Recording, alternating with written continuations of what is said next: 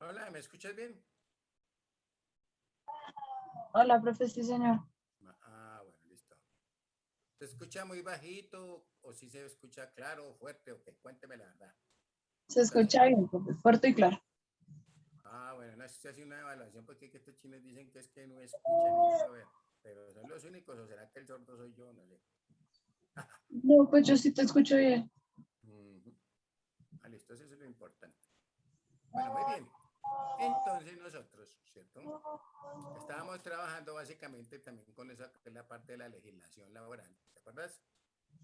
Y Sí, señor, profe. habíamos enunciado algunas cosas como, por ejemplo, esos, digamos, dentro de los derechos de los trabajadores, ¿cierto? Y estábamos hablando de la licencia, ¿cierto? ¿Sí te acuerdas? Que habían Sí, hablado. señor. Y habíamos dejado un título. Ujú.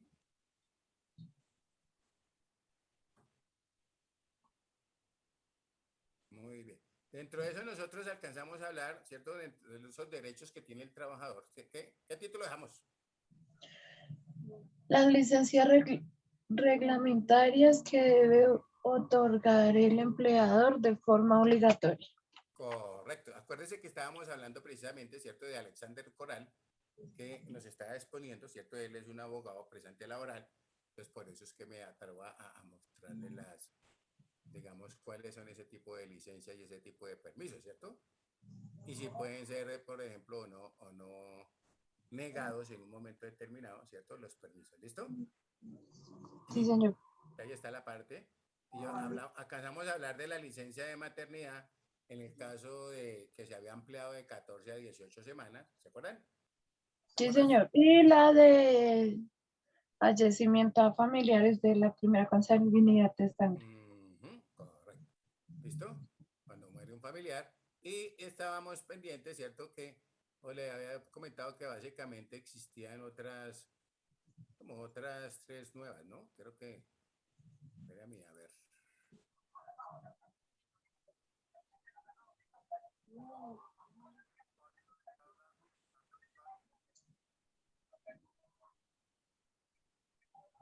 Es importante conocer, ojo a esto, un momentito.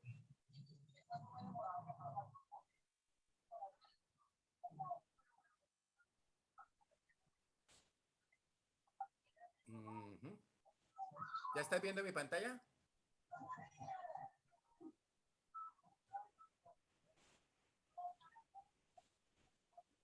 ¿Estás viendo mi Todavía no, profe, pantalla? está cargando. Ya cargó. Ok. Entonces fíjate que aquí hablamos, ¿cierto? De la parte de lo que es la grave calamidad doméstica, la comisión sindical y el entierro de compañeros. ¿Listo? Y fíjate que dice acá abajo, en la partecita de abajo, ¿se alcanzas a ver? Sí, profe.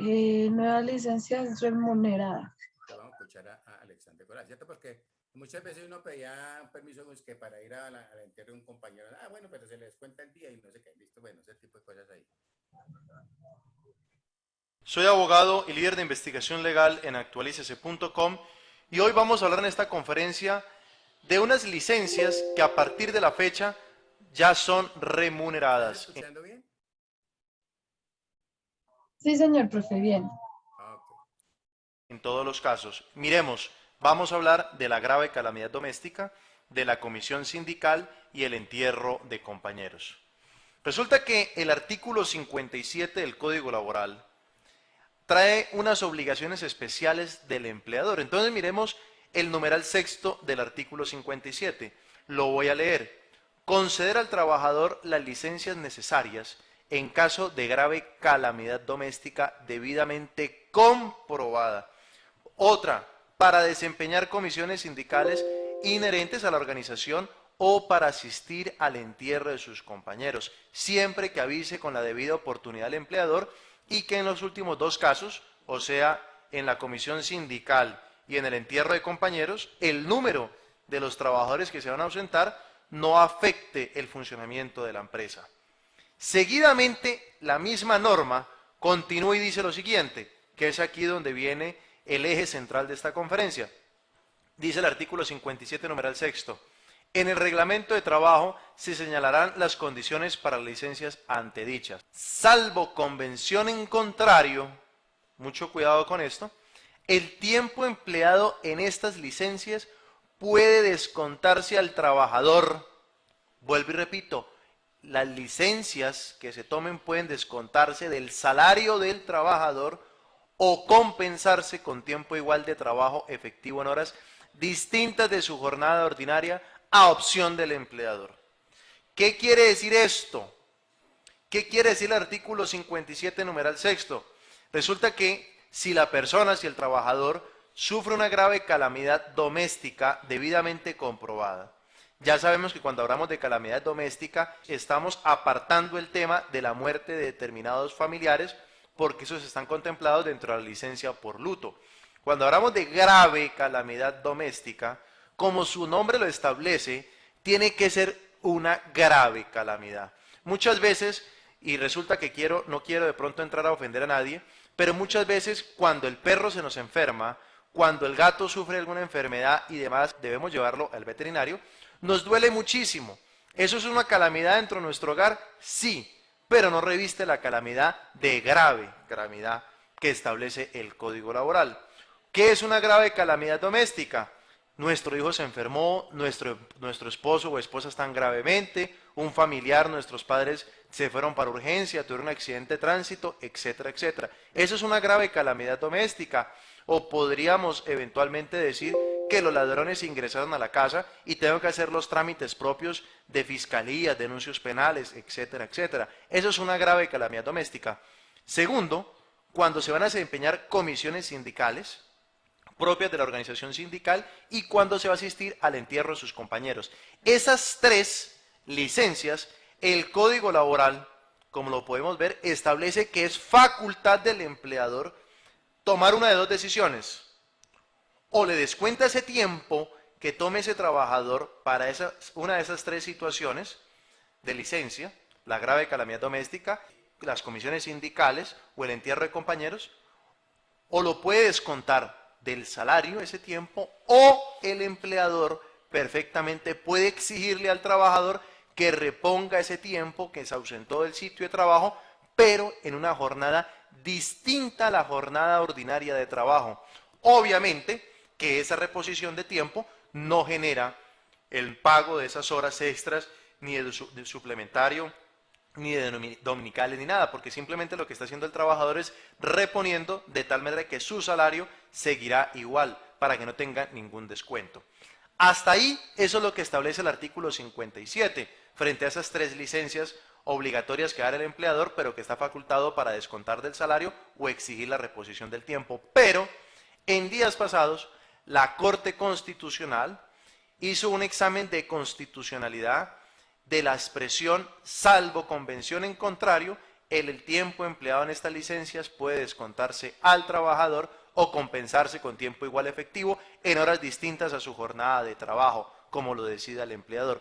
Esta expresión del numeral sexto del artículo 57 llegó a manos de la Corte Constitucional, hizo un estudio de constitucionalidad y determinó que es inexequible.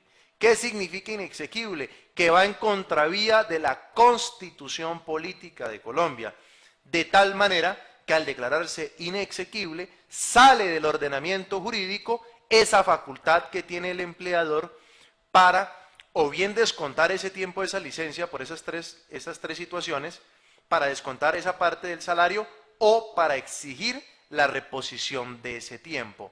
Esto fue mediante la sentencia C-930 del 2009, que la Corte Constitucional dio a conocer mediante el comunicado 55 del 10 de diciembre del 2009, pero que realmente lo vinimos a conocer en el mes de enero.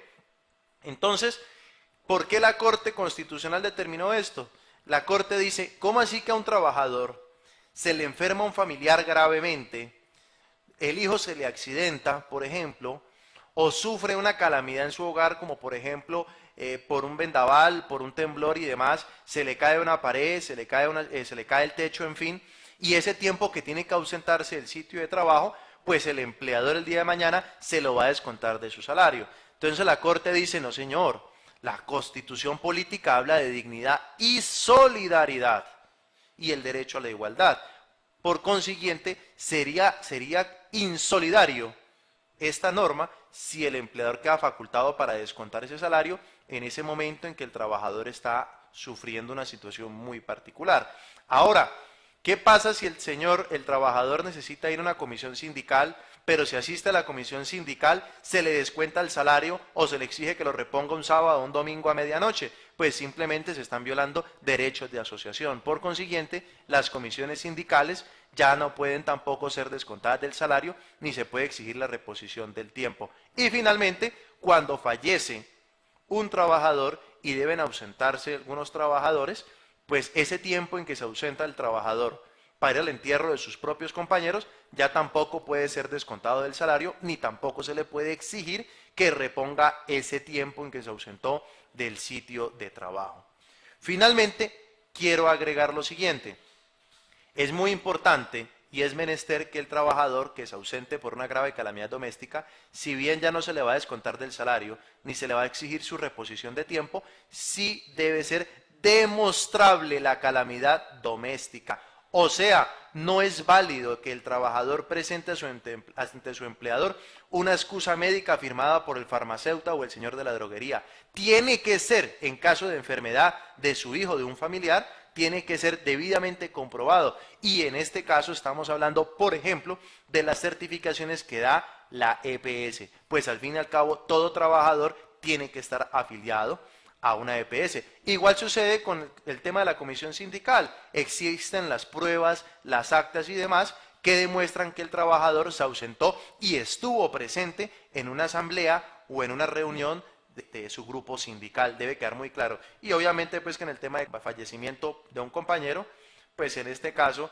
sobra decir que el empleador tiene conocimiento, pues al fin y al cabo es uno de sus trabajadores quien falleció, pero se mantiene tanto para el tema de la comisión sindical como para asistir al entierro de compañeros, continúa vigente la imposición que establece el artículo 57, en la cual la ausencia de estos trabajadores, el número de ausentes, no puede afectar el normal funcionamiento de la empresa. O sea que si una empresa tiene, como ejemplo, lo quiero dar, 20 trabajadores, sería ilógico que se vayan a ausentar 19, se vayan a ausentar 18 y quede la empresa quieta cuando de pronto tenga que estar funcionando una maquinaria de manera continua y demás. O sea que se mantiene la condición, si bien ya no se puede descontar del salario esa ausencia ni exigir la reposición del tiempo, sí se mantiene en la comisión sindical y en el entierro de los compañeros que el número de personas que se van a ausentar no afecte el normal funcionamiento de la empresa. Amigos, hasta aquí esta conferencia sobre las nuevas licencias que ya serán siempre remuneradas por parte del empleador. Les habló Alexander Coral. Muchísimas gracias. Muy bien, está claro, más claro para dónde, ¿sí o no?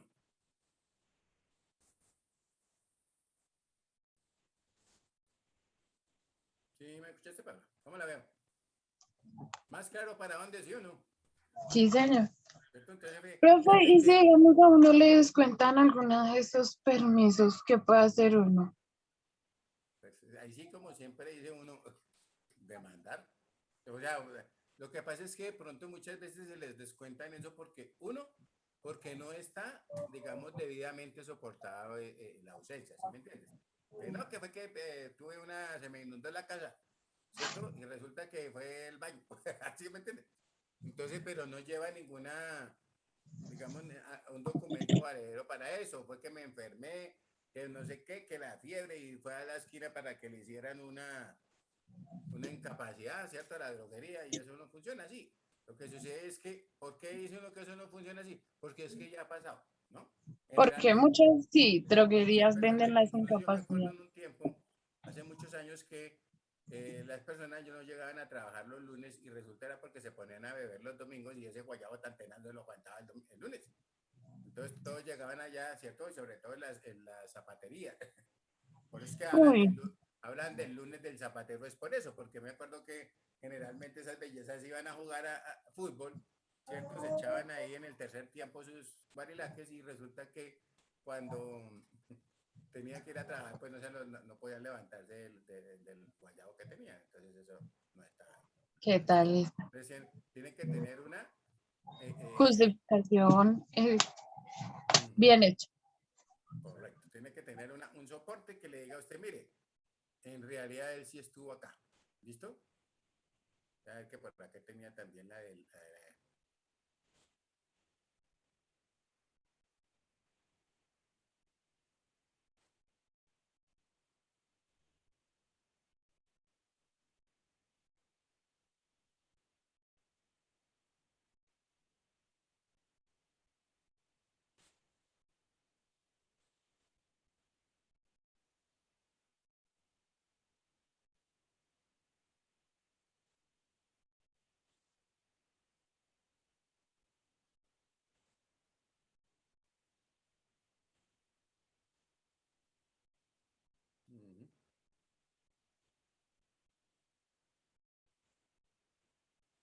¿La estás viendo en mi pantalla?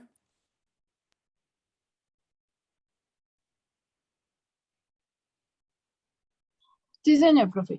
Díaz, permiso, derecho a un trabajador por enfermedad de esposo. Profe, para eso hay que tener, o sea, estar casados o se puede vivir en unión libre. No, fundamentalmente, acuérdate que se habla ahora es de esposa o compañera permanente, ¿no? Si la persona está en unión libre, eso ya es valedero, ¿no? ¿Listo?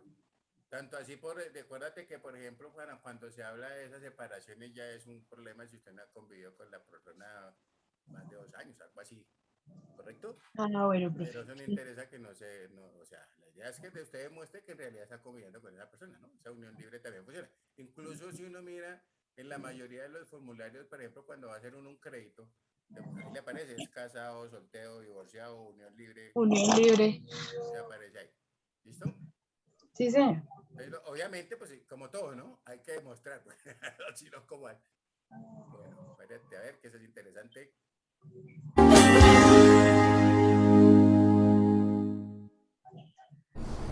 ¿A cuántos días tiene derecho un trabajador por permiso, por enfermedad de la esposa o el esposo, los hijos, los padres, el compañero permanente? ¿Ya la escuchaste? Se escucha bien, profe. Ok. Ya le hablo ya del compañero permanente, ¿no? Sí, ya. Okay. Aclarando dudas desde el principio. Toca allí, toca allí. Etcétera, etcétera. Metamos en este ejemplo, yo quiero ir más allá. ¿Cuántos días tiene derecho un trabajador por permiso por enfermedad de la esposa, los hijos, los padres, los compañeros? Y agreguémosle lo siguiente: el novio o la novia, el perro y el gato de la casa se le enfermó. Vámonos a estas hipótesis, porque es interesante la siguiente reflexión. Lo primero es que existe algo en el Código Laboral, artículo 57. Recuerden que si les interesa este tema, yo voy mencionando los artículos para que ustedes los escriban y luego consulten. Artículo 57 del Código Laboral, numeral sexto. Ojo, 57, 6 del Código Laboral. Entonces, el artículo 57 nos habla de las obligaciones especiales del empleador. Mire el nombre del artículo: obligaciones especiales del empleador. Y en el numeral sexto nos habla de la licencia de grave calamidad doméstica. Licencia de grave calamidad doméstica. Mire que esas 4 palabras son importantes. Licencia de grave calamidad doméstica. ¿Por qué no excluyo ninguna? Porque si yo, por ejemplo, elimino la palabra grave, ojo, si simplemente quito la palabra grave, vamos a hablar de una licencia de calamidad doméstica. Mire, si a mí se me acaba la crema de dientes hoy en la mañana cuando iba a salir a trabajar, eso es una calamidad. Voy a tener mal aliento todo el día. Si se me acaba el desodorante, pues voy a tener mal olor todo el día. Y así pueden, todos los ejemplos que ustedes quieran hablar. Esos son calamidades. Claro, se me acabó el champú, se me acabó el jabón, se me acabó la crema dental, hoy no desayuné porque por X o Y motivo. Esos son calamidades. Pero la norma, mire que la norma, artículo 57, numeral sexto, le está diciendo al empleador: usted tiene una obligación especial de dar una licencia cuando al trabajador se le presenta una grave calamidad. ¿Y a dónde me restringe la calamidad? Al tema doméstico. ¿Por qué? Porque para mí es una gravísima calamidad que la selección Colombia Sub-20 haya sido eliminada. Eso es una calamidad terrible, pero no es doméstica. ¿Ven la situación? Entonces, por eso les estoy hablando de 4 palabras y cada una de ellas podemos darle una interpretación. La licencia de grave calamidad y que tiene que ser doméstica. ¿Está claro? No es la grave calamidad doméstica el hecho de que pierda mi equipo de fútbol. El hecho de que se enferme mi novia o mi novio, ¿sí ven? Este se enfermó, pero no entra como una situación doméstica. ¿Por qué? Porque el novio no vive en la casa. El novio no hace parte del núcleo familiar. Algún día se casarán, bueno, algún día empezarán a vivir juntos, pero mientras eso no suceda, el novio o la novia es un extraño del núcleo familiar, es un extraño de lo que es el domicilio y como tal no entra dentro de la grave calamidad doméstica. ¿Está claro? Entonces mire cómo yo estoy cada vez restringiendo los elementos de interpretación de la licencia de grave calamidad doméstica. Entonces, asuntos domésticos, asuntos que sucedan en nuestra casa, asuntos que competen a mi familia. Y cuando hablo de mi familia, obviamente hablo de mi esposa o esposo, de mi compañera permanente. Y cuando hablo de compañera permanente es que vive bajo el mismo techo y bajo el mismo compartiendo el mismo lecho. ¿Sí ven? Techo y lecho. La novia o el novio no lo es porque viven aparte. Y si ya el novio o la novia vive conmigo, pues ya es compañera permanente. ¿Está claro? Y obviamente que entraría dentro del núcleo. Obviamente los hijos y los padres, así no vivan nuestros padres en nuestro hogar, siguen considerándose como parte de ese núcleo esencial familiar. Entonces, resulta que los que tengan códigos laborales viejos, o sea que de pronto ediciones de hace año y medio, 2 años hacia atrás, van a encontrar en su artículo 57, numeral sexto, en la parte final del numeral sexto, que la norma dice lo siguiente: el empleador estará obligado, por una obligación especial, a dar licencia por grave calamidad doméstica al trabajador. Y por allá al final dice, pero el empleador, ojo, pero la empresa podrá descontar el tiempo, descontar del salario el tiempo que el trabajador se ausentó o exigirle que se lo reponga en una jornada distinta a la jornada habitual de trabajo. Eso dicen esos códigos viejos. O sea, ¿qué decía la norma? Que la empresa bien estaba obligado a darle ese permiso por una verdadera licencia de grave calamidad doméstica, pero la empresa podía descontar. ¿Cuánto necesita, señor trabajador? 4 horas, 5 horas, 2 días, 3 días, tómeselos, pero se los descuento del salario. O en su defecto, me los repone el sábado en la tarde, me los repone el domingo, me los repone el lunes festivo. Eso decía la norma, pero resulta que desde diciembre del año 2009, hace ya año y medio, la Corte Constitucional, mediante la sentencia C de constitucionalidad C-930 del 2009, declaró inexequible dicha potestad que tenía la empresa para descontar del salario el tiempo que el trabajador se ausentó o, en su defecto, exigirle que repusiera el tiempo que se ausentó en una jornada distinta a la jornada ordinaria, o sea, el domingo o el festivo.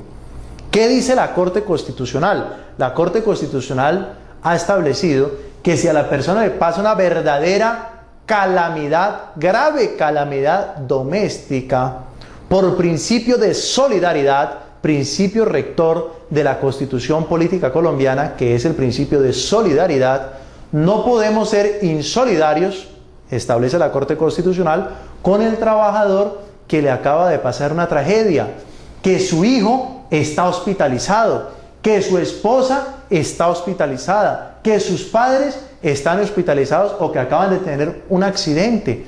Pues, por obvias razones, el trabajador debe ausentarse y necesita estar junto con su familiar cuidándolo por el tiempo que sea necesario. Entonces, si el hijo está hospitalizado, no puede ser que la mamá esté trabajando o angustiada, mejor, establece la Corte, preocupada por regresar al trabajo porque le van a descontar el salario y deja al hijo moribundo en un hospital o solo en la casa para que el niño solo se recupere, cuando hay alguien tiene que cuidar al niño, alguien tiene que darle los medicamentos, etcétera, etcétera. De tal manera que la Corte Constitucional estableció que cuando al trabajador le sucede una verdadera grave calamidad doméstica, la empresa no solamente está en la obligación de darle el permiso, sino que no puede ni descontarle salario, ni puede exigirle, ojo, ni puede exigirle que le reponga el tiempo. Por eso se llama una licencia remunerada. Mire que aquí yo agregué otro elemento. Licencia remunerada por la grave calamidad doméstica. ¿Está claro? Bueno, espero que haya quedado bien explicado este tema de la licencia remunerada de grave calamidad doméstica. Bueno, sigamos. Bueno, perdón, me está quedando pendiente. ¿Cuántos días son? La Corte ha dicho, o mejor, la Corte en la sentencia C-930 del 2009 establece una frase interesante. Ojo con la frase, es de la Corte Constitucional, no me la estoy inventando. Abro comillas, lapso razonable de permiso remunerado. Lapso razonable de permiso remunerado. Un lapso razonable. ¿Cuánto será el tiempo razonable del hijo que está gravemente en la casa? Pues el tiempo que demande su recuperación. Si nadie más puede cuidarlo, ¿quién tiene que hacerla? La madre, que es la trabajadora. Si yo vivo solamente con mi papá, nadie más, y éste enferma gravemente, pues yo tengo que cuidarlo, nadie más lo puede hacer. ¿Cuántos días? El tiempo, dice la Corte, el tiempo razonable que necesite para atender dicha calamidad doméstica. Ahora, para que no hayan vivos bobos, porque siempre que sale la norma habrá algunos que quieran tomar ventaja indebida, ese lapso razonable debe ser sumariamente probado. ¿Qué quiere decir eso? Que no es que simplemente yo no me presente 4 o 5 días a la empresa y llame diciendo, o mejor, me presente dentro de 5 días nuevamente a trabajar y simplemente diga, no, es que mi hija estaba enferma, mi hijo estaba enfermo, mi mamá se enfermó y punto, y alguien tenía que cuidarla, y ya, y nada más. ¿Hay que creerle? No, tampoco.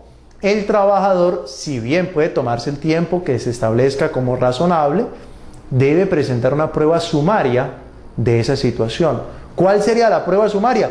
Pues presente algún documento de la EPS donde certifique que el hijo estuvo enfermo, de que está hospitalizado, donde el padre tuvo un accidente, donde la esposa le sucedió cualquier situación. Entonces debe demostrarlo, y así, de esta manera, la empresa queda obligada a dar la licencia remunerada de grave calamidad doméstica. Si el trabajador, obvio, no presenta ningún tipo de prueba sumaria, yo como empleador puedo llamarlo a diligencia de descargos y decirle, señor, usted se me ausentó 4 días. ¿Por qué? Que mi hijo estaba enfermo. Perfecto, muéstreme una prueba, cualquier documento del médico, lo que sea, de que realmente estaba enfermo y alguien tenía que cuidarlo. Y si no me presenta ningún tipo de prueba sumaria demostrando esa licencia de grave calamidad doméstica, yo considero que no solamente se podría suspender al trabajador, o en su defecto, ahí sí, descontarle el salario, o ir más allá, despedirlo con justa causa. ¿Ok?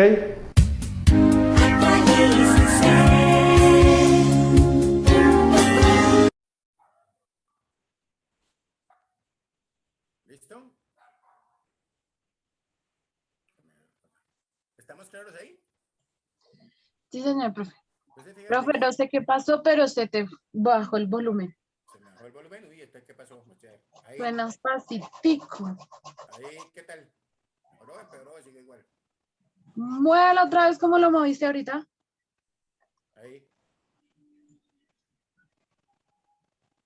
Ahí está mejor. ¿Sí mejoró ahí? Háblame. Claro. ¿Mejoró ahí? Eso, ahí, profe. Quietito. Ok. Entonces observa que fundamentalmente dentro de las licencias que estamos hablando, ¿cierto? Pues también hay que tener cuidado que deben estar sustentadas, porque incluso hay personas, pues no todas, no, pero muchas personas que aprovechan eso para pues decidir que generalmente, digamos, tienen el permiso o no lo hicieron porque están fundamentadas en que eso está reconocido por la ley, ¿cierto? Entonces que no le deben descontar y ese tipo de cosas, ¿listo? Hay otro tema que es muy trinado en las empresas y es ese tiempo de servicio, ¿no? Como el tiempo de digamos, el almuerzo y ese tipo de cosas que también, esto para cerrar con este aspecto de Alexander. Hasta ahí está siendo claro mi doc, ¿sí o no? Sí, señor, profe. Sí, yo pienso que es muy importante, pues que él explica muy bien y me parece que pues igual no le voy a quitar las palabras a una persona que es experta en el tema, ¿cierto? Y decía que era lo que le comentaba a don Mauricio, es que hay conferencias que son interesantes para los estudiantes porque pues igual las están recibiendo directamente de las personas que manejan los temas, ¿listo? Sí, señor, profe. ¿Ya estamos claros ahí? Sí, profe. Miremos la de... Esta es una que es lo más pues sucede en algunas empresas, no estoy en todas, ¿cierto? Que, espérate, comparto acá.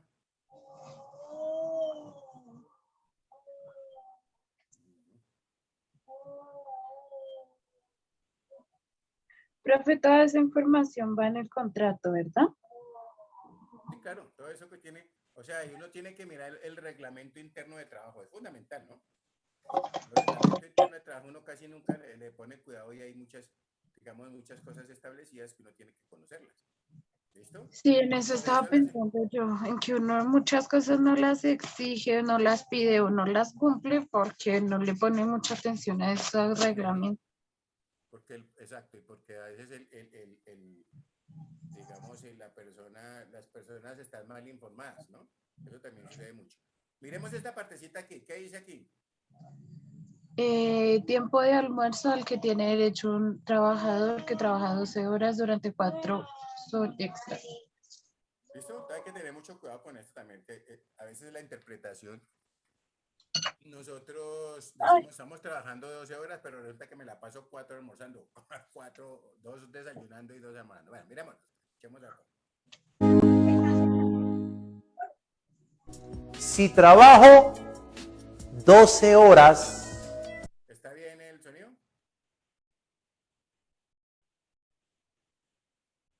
¿Y está bien el sonido? Sí, profe, se escucha. Okay. Donde 4 son extras, ¿a qué tiempo de almuerzo tengo derecho? Y si es descontable de las horas extras, es decir, si me tomo una hora de almuerzo, entonces solo me pagarían 3 horas extras. Muy bien, Diana. Mire, esta es una pregunta muy buena. La empresa, según usted lo que está planteando, están descontándole de las horas extras el tiempo de descanso de almuerzo. No, señora. La empresa está obrando indebidamente. Si nosotros tomamos el Código Laboral del artículo 141, 140 en adelante, repito, artículo 140 en adelante, nos hace referencia a los descansos obligatorios, a un día de descanso obligatorio a la semana, los días de descanso obligatorios al año, las jornadas de descanso durante el día, etcétera, etcétera, y asimismo la remuneración cuando se tiene que trabajar en esos tiempos de descanso, ¿correcto? Entonces, el Código Laboral nos dice que la jornada máxima diaria son 8 horas, punto. Pero con la ley 789 del 2002, ley que algunos conocen como la ley de la desalarización, otros la conocen como la ley divina. Muchos se preguntarán por qué conocen a la ley 789 del 2002 como la ley divina. Pues parece ser que fue emanada por las manos propias de Dios y tomado por Moisés en la tierra. ¿Por qué? Pues gracias a esa ley se demostró que era la segunda venida del Mesías. Un hombre chiquito de sombrero de poncho, me reservo el nombre para evitar problemas, fue capaz de convertir la noche en día. Pues convirtió el día hasta las 10 de la noche para efectos de pagos de recargos nocturnos. Entonces, eso solamente lo hace otro hijo putativo de Dios. Pero bueno, evitémonos problemas políticos en este tema. Lo digo es de manera jocosa, espero no incomodar a nadie. Aquí queremos muchísimo al chiquito de sombrero. Bueno, resulta que del artículo 140 en adelante, la norma nos dice, el trabajador tendrá una jornada hasta de 8 horas ordinarias, 48 a la semana. Pero la ley 789 dice que esas 48 horas se pueden repartir en menos días, por ejemplo en 5 días de la semana, para evitar ir el popular sábado, digámoslo así, repartirlas de lunes a viernes. En ese caso, se pueden elaborar jornadas de 9 y hasta 10 horas ordinarias, porque se están repartiendo las 48 en 5 días, ¿correcto? Entonces, el Código Laboral nos dice que si se trabaja una jornada completa, entiéndase jornada completa como 8 horas, o 9 o 10, si se aplica la figura de repartir la jornada en 5 días y no en 6 de la semana, la norma nos dice se tendrá que hacer un descanso intermedio obligatorio. La norma no nos dice cuánto tiempo, sino que dice tiene que haber un descanso a mitad de jornada por un tiempo razonable para descansar. Y como ese tiempo razonable es para el almuerzo, pues no podríamos hablar de 10 minutos ni de 15 minutos. Ahí ya a manera de lógica yo diría 1 hora. Hablemos de 1 hora. Esa hora no hace parte de la jornada de trabajo, ¿correcto? Entonces yo realmente trabajo, ejemplo, lo más común, 8 horas en la mañana, 4 horas en la mañana, de 8 a 12 del día. De 12 a 1 o de 12 a 2 de la tarde, según el tiempo de almuerzo, ese tiempo no se contabiliza en la jornada de trabajo. Y de 2 a 6, 4 horas más. Es 4 en la mañana, 4 en la tarde, son 8 horas. Las del almuerzo no se contabilizan.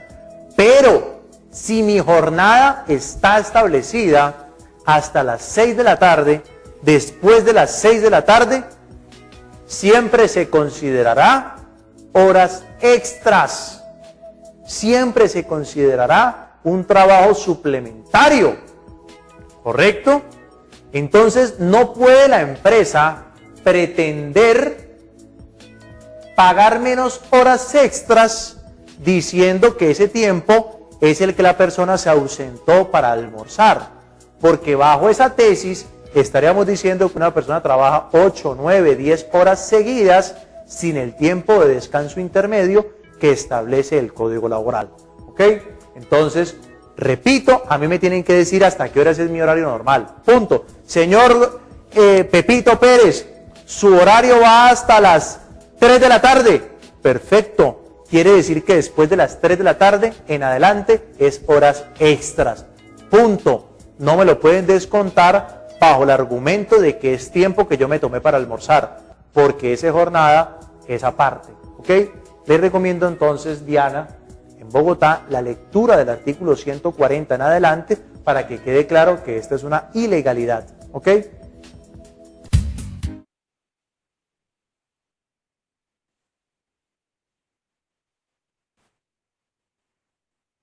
¿Entendido? O pregunta, cuénteme. Sí, señor. No, ok. Entonces, observemos, vuelvo y repito, ¿no? Que hay mucha, sobre lo que son esas licencias, pues casi toda la normatividad que establece y, por ejemplo, lo que establece el derecho laboral, ¿cierto? También está basado muchas veces en los casos que han sucedido, ¿no? En las empresas y pues obviamente como administrador uno tiene que conocer también esas situaciones que se pueden presentar en algún momento dado. ¿Listo? Profe, a uno le dan la nómina, ¿sí? Lo que le pagan a uno y ya, ¿sí? Pero si uno quiere saber, digamos, el detallado, los detalles de, bueno, de cuánto el día, en la noche, es el otro, se puede pedir o cómo se Claro, pide o cómo se puede claro, pedir? generalmente las empresas organizadas siempre tienen un desprendible o un volante de nómina o un comprobante de pago de nómina, ¿cierto? Donde te se relacionan, por ejemplo, el salario, ¿cierto? Es algo similar a lo que yo tengo en la nómina completa, ¿no? Que me habla de salario, me habla de las deducciones, de los descuentos, ¿cierto? Tengo salario, pero yo también gano horas extras, entonces salario, horas extras, de pronto soy vendedor, me pagan comisiones, entonces también bien, todos los devengos y a su vez, pues también deberán venir todas las deducciones, ¿cierto? Por ejemplo, como es la seguridad social, ¿cierto? Hablamos de pensión, salud y en un momento determinado también de pronto si la empresa me hizo algún préstamo, pues también debe venir ahí relacionado, ¿cierto? ¿Cuánto me están descontando del préstamo? Porque pues igual eso es control nuestro, ¿no? Lo que pasa es que hay muchas empresas que utilizan pues la hoja de la nómina y como en la hoja de la nómina en la última columna dice recibir conforme, los hacen es firmar esa planillita, ¿correcto? Pero ahí en esa hoja de la nómina está discriminado todo, ¿ok? ¿Y uno puede pedir copia o algo así, profe? Sí, claro, usted puede pedir, mira, yo necesito, porque es que es más, por ejemplo, cuando uno está gestionando un préstamo en alguna entidad financiera, le solicitan así se llama también, ¿no? Le dicen desprendibles de nómina de los últimos 3 meses, por decir algo, ¿correcto? Entonces usted dice, bueno, pues a mí no me entregan, a mí no me los entregan, o no, en la empresa no hay esta parte, entonces por lo menos tendrán que expedirnos una certificación, ¿correcto? Pero, vuelvo, repito, generalmente una empresa organizada siempre hay o siempre genera esos desprendibles de nómina porque también a la final es un derecho que tenemos nosotros como trabajadores, que sepamos qué nos están descontando y qué es lo que nos están pagando. ¿Listo? Sí, señor.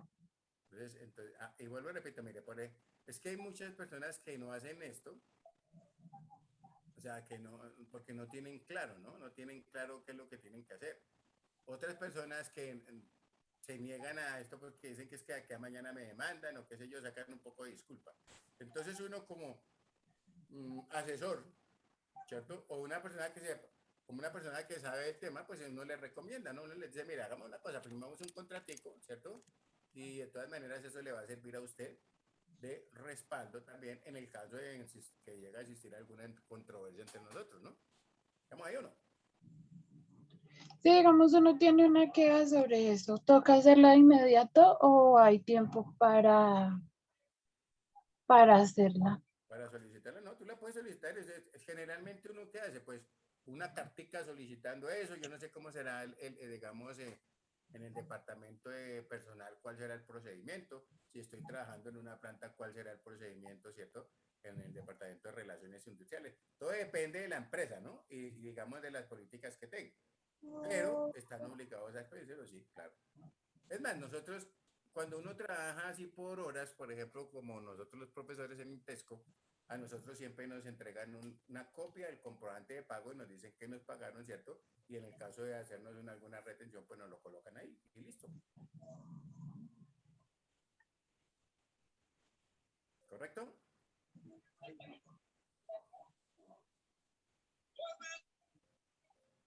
¿Qué más? Cuénteme, ¿qué otra pregunta tienes? No, profe, así solo es. Uh-huh. Ahí también hay que tener en cuenta, por ejemplo, bueno, estamos ahí en nuestra página general, pero acuérdate que también a nosotros nos pueden estar pagando también con bonos. Yo no sé si de pronto has escuchado que a uno en su momento le pagaban con bonos de Sodexo Paz y bonos de mercado y bonos de gasolina y todo ese tipo de cosas.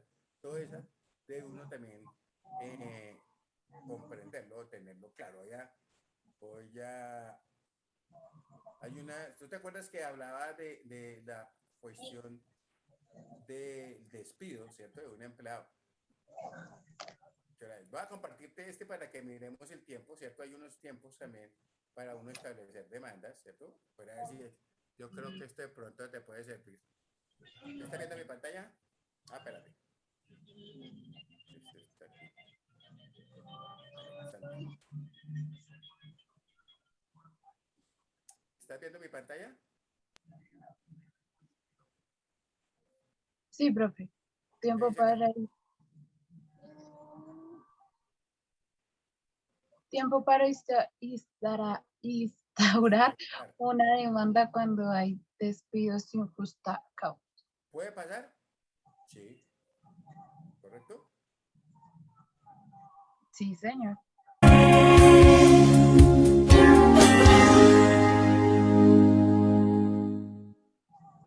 ¿Cuánto tiempo tengo ¿Sí escuchas bien? Sí, profe, ahí suena duro. Ok.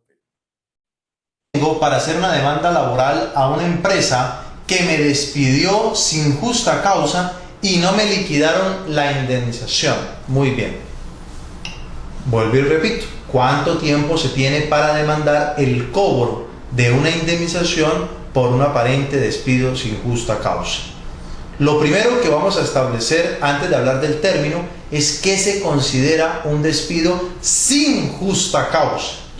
Resulta que el artículo 62 del Código Laboral establece unas causales que no son las únicas. Debo hacer primero claridad. Ahí me habla de unas causales generales: violencia del trabajador, indisciplina del trabajador, ineficiente en su labor, de pronto actuaciones inmorales o indebidas, etcétera, etcétera.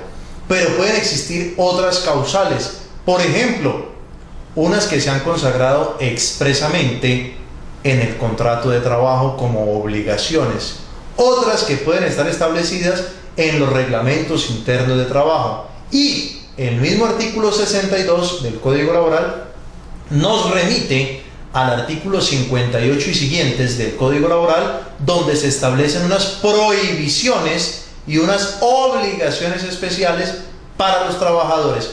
Cualquier violación, tanto de las prohibiciones del trabajador, tanto las obligaciones que tiene el trabajador, las causales establecidas como despido justo en el artículo 62, el incumplimiento del acuerdo que se haya pactado en el contrato de trabajo como obligaciones de trabajadores especiales, incumplimiento de causales así establecidas en el reglamento interno de trabajo, cualquiera de esas violaciones o cometer alguna de esas descritas allí es justa causa para que el empleador dé por terminado su contrato de trabajo. Pero aquí viene lo más importante: para que el contrato sea considerado justo, primero, la empresa siempre tiene que hacer una diligencia de descargos, y segundo, en la carta de despido debe estar expresamente detallado, o por lo menos en términos genéricos, pero lo más específico posible si es del caso, no tan genérico, debe establecerse cuál fue el motivo en sí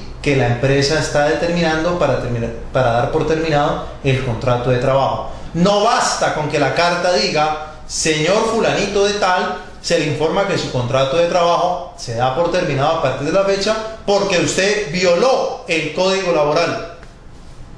Sí, pero ¿en qué parte del Código Laboral? O se le despide porque usted incumplió con su contrato de trabajo. Punto. Sí, pero ¿qué? ¿Qué parte del contrato de trabajo yo he violado? El horario, mis tareas, el respeto, en fin, debe ser un poco más detallado esa carta de despido. Al punto que la parte final del artículo 62 del Código Laboral, y vuelve y se repite en el artículo 66 del Código Laboral, dice que en la carta, ojo, de despido, o si el trabajador es el que presenta la carta por culpa del empleador, en ese instrumento, en ese documento, debe decirse cuál es la causal que se está invocando, porque más adelante, ojo, dice la norma, más adelante no se podrá dar otros argumentos o pretender argumentar aquellos motivos que se tuvieron.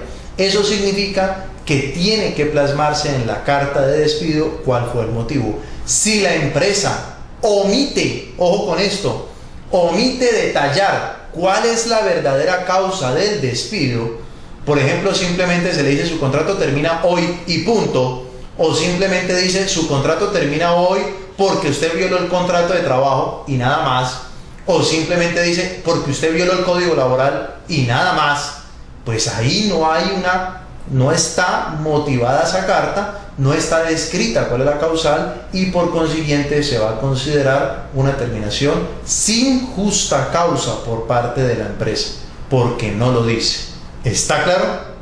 Ahora, teniendo claro que el despido sin justa causa es aquella que no se ajusta a una causal descrita en el artículo 62 del Código Laboral, no está descrita entre las prohibiciones del trabajador o las obligaciones que tiene el trabajador, porque tampoco está descrito en el contrato de trabajo como una obligación especial o una prohibición especial, porque tampoco está en el reglamento interno de trabajo. Si ninguna de esas causales se ajusta al caso, o tampoco se dice alguna de estas, se va a considerar como un despido sin justa causa. Ahora, ¿en qué momento nace? Vámonos ahora sí a la pregunta. ¿En qué momento nace el derecho a la presunta indemnización? Porque estamos hablando de una presunta indemnización. ¿Y en qué momento se empieza entonces a contar el término que tiene el trabajador para demandar y pretender cobrar la indemnización que él argumenta tener derecho por ese presunto despido sin justa causa? Resulta que esa presunta indemnización por despido sin justa causa nace en el momento en que le terminan al trabajador su contrato sin una verdadera justa causa o sin habérsele explicado cuál fue esa justa causa.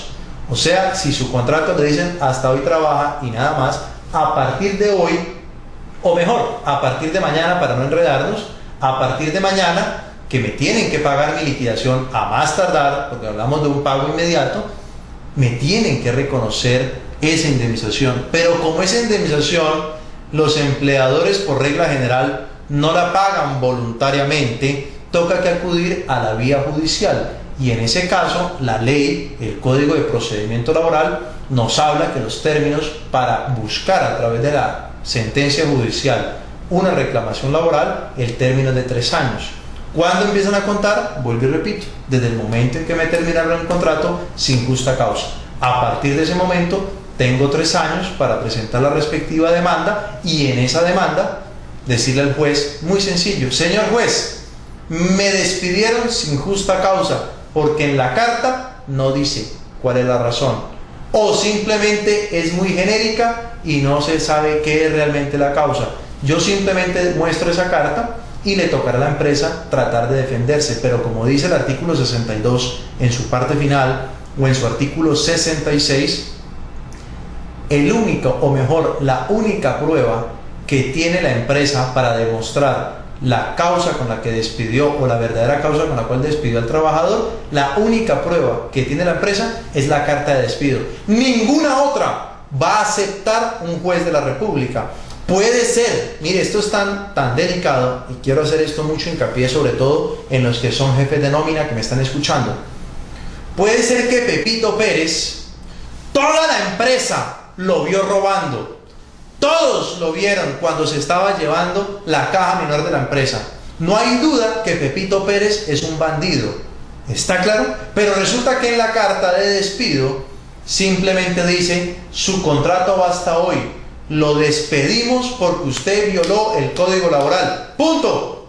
Y no dice nada más. No me está diciendo cuál es realmente la causa, porque es muy genérica.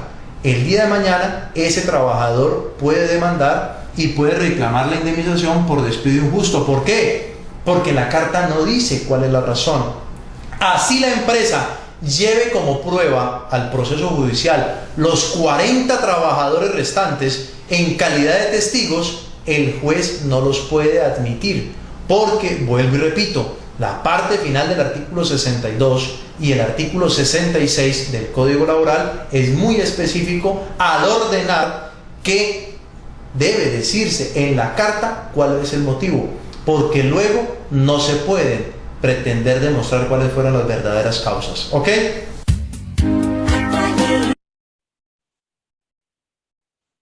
Bueno, muy bien. ¿Cómo la viste?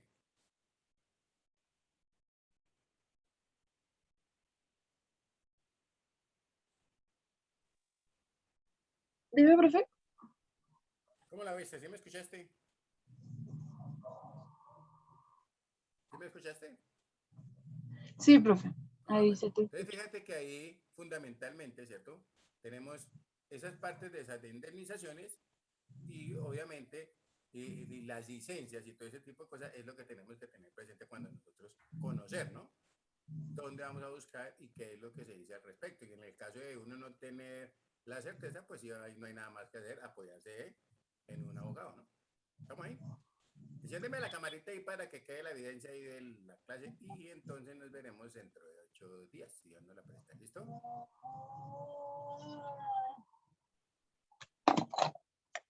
Profe, me avisas cuando me veas, por favor. Porque es que esa cámara está más loca. No, ya estamos ahí en la junta para que quede ahí en la... Hasta ahí vamos, estamos claros, ¿no? ¿O está siendo claro don Alexander?